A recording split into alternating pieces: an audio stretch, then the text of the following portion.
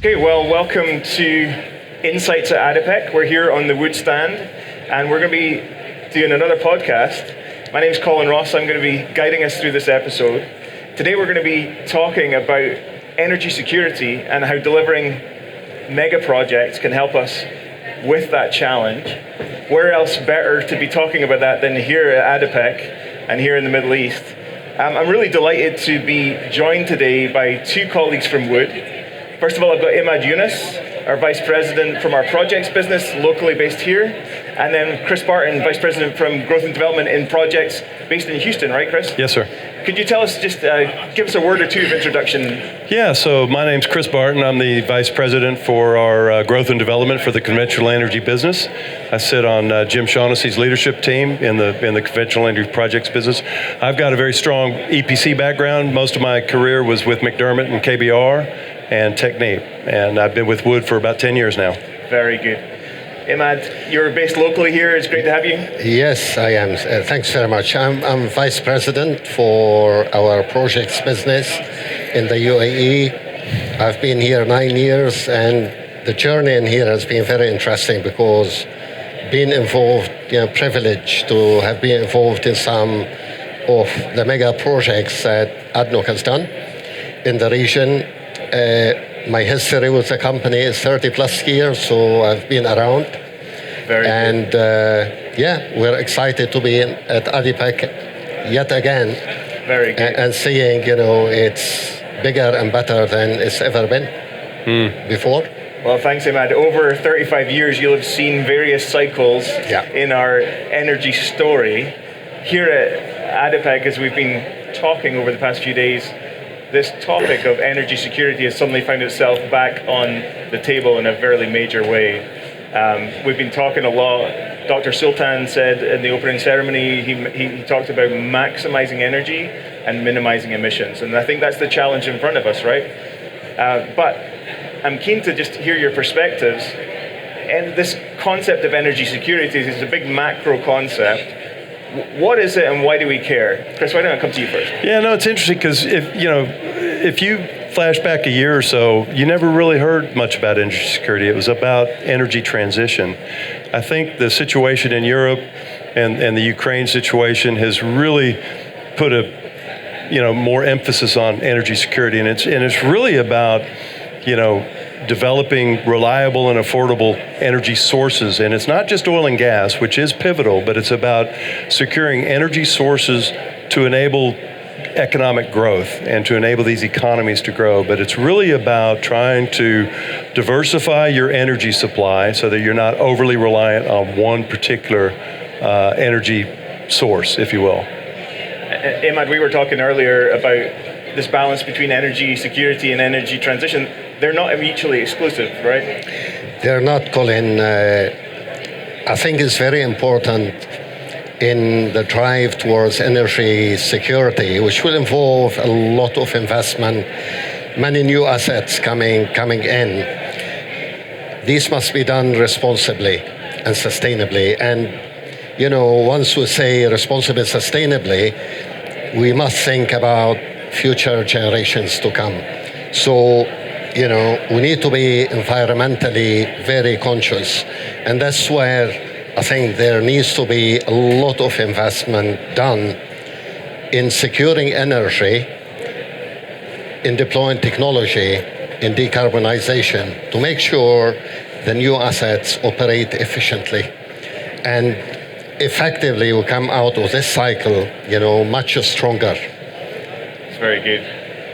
So, I think about energy security, and I think about this region as one of the key opportunities to quickly and at pace be able to deal with the energy security situation. I think about mega projects. I think about Safaniya Manifa. I think about the huge projects going on in Kuwait. I think about the big, huge projects happening here with ADNOC. How can mega projects help us begin to deal with this issue, and what do we need to do to accelerate that? Chris, I don't know if you have any thoughts on that. Yeah, no, I think the whole thing around pace is important. When you walk around the show, you do get a sense that there's more of a sense of urgency now, to get these projects on track, to secure these reserves, to get that production going. And my sense is, talking to customers and talking to people on the floor, that there is a sense of urgency, that we really need to move these projects forward if we want to deal with the energy security issues. And like Imad said, doing it responsibly. Energy security and energy transition are interlinked with each other. We have to develop these reserves in a responsible way. And it's like His Excellency said, maximum energy, minimum emissions, and be smart about how we go about it. Absolutely. So I'm sitting here with two very accomplished projects guys, and I guess my question is, when we think about these mega projects, what are the priorities that we're wrestling with, and maybe have those priorities shifted in light of some of the discussion we're having here on the current environment at a macro level? Imad? I think, with a gap in the energy supply, everybody now is chasing additional production, additional energy supply. That's going to put a huge strain on the supply chain, whether talking about engineering, fabrications, even when you go to construction. So the question is, how can you achieve acceleration with certainty without compromising what you are trying to achieve? Because at speed, it's very easy to trip in doing deficient design, because you're trying to accelerate. But it remains, the design is fundamental. Good design is fundamental to achieve what you're trying to achieve. That's going to require a different way of working between the owner and the contractor. It's going to need close collaboration all the way through, and it's going to need everybody to be brave to say, I'm going to commit to a market capacity early on, before I am 100%, or I'm going to spend my time on what takes me to make the early commitment and be brave about it. Because current processes are like gated process. You shall finish everything before you move into the next phase.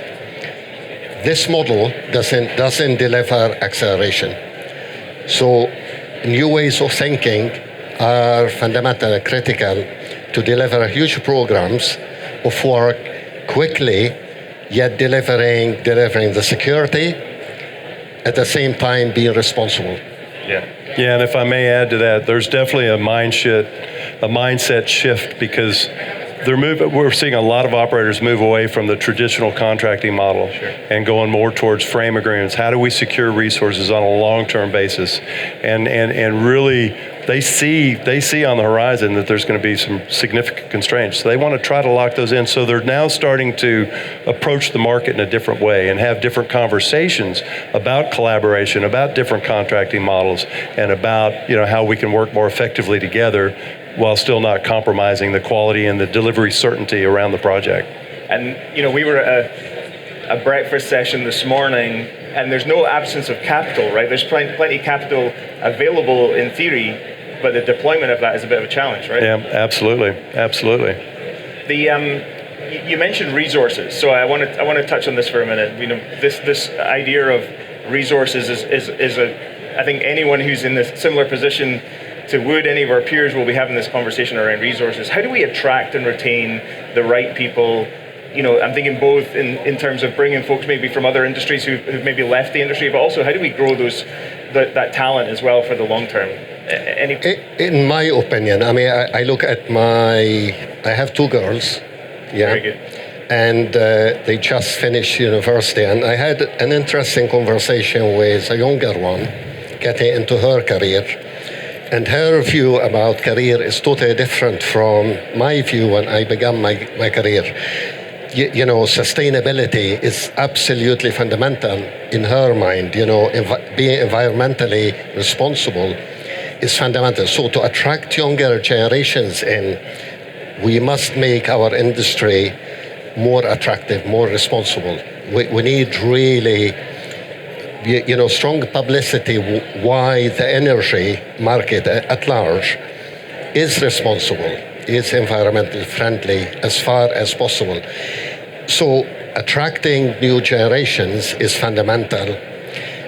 But historically, our industry has been cyclic.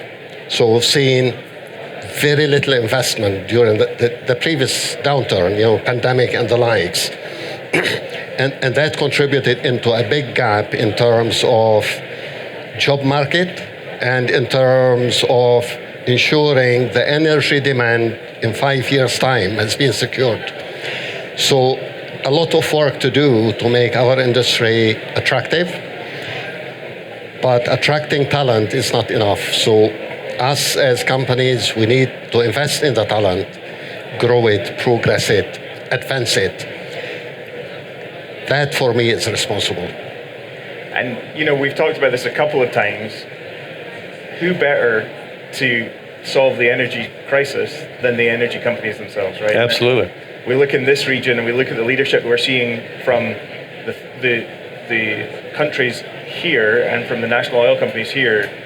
We're going to see a step change in hydrogen and carbon capture and all these kind of things, which will solve a lot of the problems pretty quickly at a pace. And I think back to Imad's point, that's the compelling sort of value proposition that will attract people into the industry. They see this desire to develop oil and gas reserves responsibly, and carbon capture and hydrogen and electrification. Those are exciting things. We want to give people a reason to come into the industry and to come into these companies. And we have to develop training programs. We have to make it exciting for them to want to be here. I want to go back just for 2 seconds to this idea of the priorities for delivering mega projects. We've talked about pace. We've talked about resources. What about predictable delivery? What about just setting ourselves up for success? What do we need to do to achieve that? That's fundamental, I think. So there needs to be total clarity on objective and purpose. There needs to be alignment and collaboration between end owner and the supply chain. They need to work hand in hand and be really flexible and able to adjust to make sure they remain on target to achieve the end. It's back into traditional, say in project management, front end loading. You need the definition so you get certainty. But the challenge in here with pace, you're not going to achieve full definition. So you need to be brave. You need to be able to define what's critical to success. Define it early on, not everything else. So you maintain pace. Commit to it. Be brave. Commit to it. That takes a lot of trust and empowerment in the delivery teams. And the delivery team, when I say delivery team, it's not only client or contractor, it's the totality. It needs to be one team delivering one objective and be empowered to make decisions. Very good. My last point I'd like to just explore on this one is what needs to happen to enable final investment decisions? We touched on that just even in the conversation this morning. What's going to take to get those final investment decisions over the line and start moving here? Chris? Well, I think a lot of, when you're looking at these projects, you need to have good, accurate estimates, because a lot of times you've seen these estimates blow out of proportion, and that has a big impact on these operators' ability to finalize those investment decisions. But I think a lot of it is having the right definition up front and making sure that there's a good understanding of what the scope and cost and schedule is to enable them to make those decisions in a smart way and commit the funding. But I think that's part of it. Yeah, I agree with Chris. I would like to add, seeing during the downturn, because clients' sight has been on return on investment in today's market, that caused a lot of recycles on investment decisions. A decision is made, we're going to invest. They launch the project, and then the next gate, it doesn't add up. So we recycle again. It goes back into investment is not only for today. Investment needs to continue because investment today deliver energy requirements in 5 years' time. And yeah, it's recognized that the market is cyclic. When there is a down cycle, there's always an up cycle.